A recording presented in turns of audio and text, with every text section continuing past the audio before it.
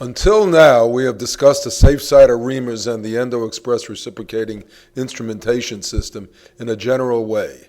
Now I would like to demonstrate the specific way they are used. While the safe-siders are a versatile system, the following is a simple sequence which is easily mastered. Do your best at this time to make straight-line access to the canals. When you find the canals, check their patency with a number 8 or 10 safe-sider reamer. Note, with the safe-sider system, instrument sequence is started immediately while creating the initial glide path. Using sodium hypochlorite and RC prep makes the job of negotiating through the canals easier. The use of an apex locator will help determine when the safe-sider reamer reaches the apex. You should rotate the instrument in a short clockwise, counterclockwise movement while also using an up and down motion to advance to the apex. Because you are using a reciprocating handpiece limited to a 30-degree arc of motion, you can use both the stainless steel and nitide without fear of separation and canal distortion. In this manner, you will negotiate to the apex through a number 20 safe-sider reamer. At no point will you experience the utter blockage you are familiar with from the use of K-files. With the EndoExpress, there is no hand fatigue, no canal distortion, and no instrument distortion. Now that the canal has been instrumented through a number 20 safe-sider reamer, it is time to use a safe-sider pleaser, which is designed as a tapered piezo.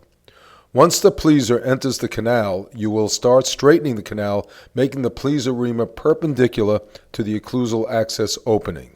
Straightening the coronal curves of the canal can only occur by removing tooth structure on the outer wall of the canal.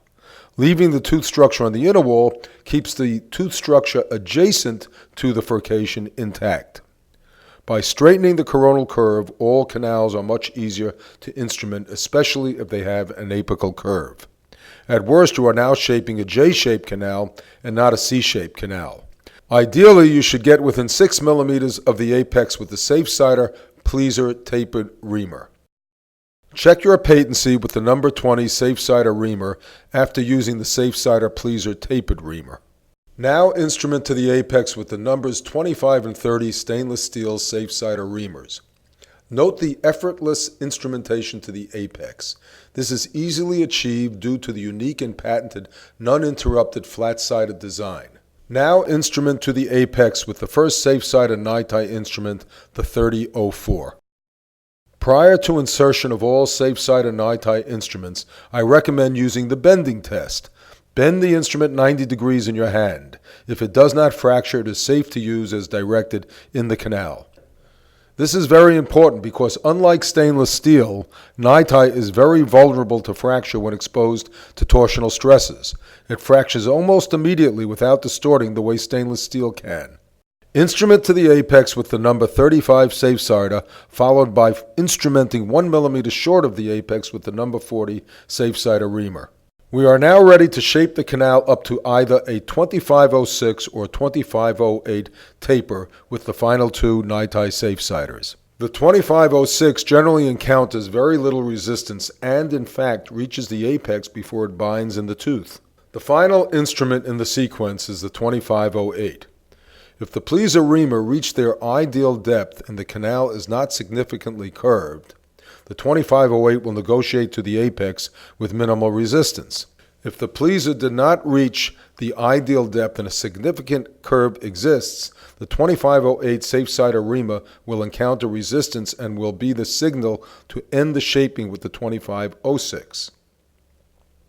From a practical point of view, when encountering a curved canal, the 2506 should be the last instrument in the sequence.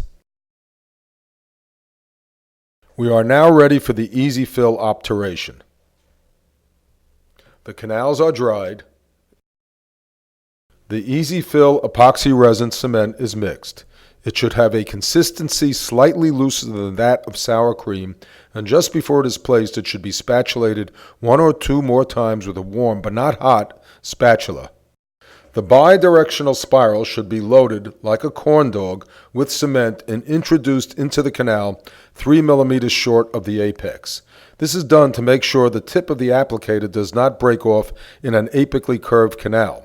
but it is a good procedure for all canals. The spiral goes up and down in the canal for about 7 strokes. Repeat this process once. Pre-fitted safe-sided gutter percha point then has its most apical 10 to 12 millimeters coated liberally with the cement, and it is placed into the tooth.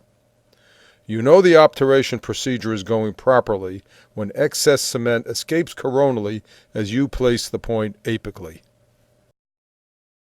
Once the point is seated, the excess gutta percha is seared off at the coronal opening, and the gutta percha at the orifice is adapted to the coronal opening by tapping it lightly with a 1 millimeter plugger. The plugger is not used to drive the gutta percha point apically. The excess epoxy resin cement is removed with a cotton ball. It is further cleaned out with cotton ball moistened with chloroform.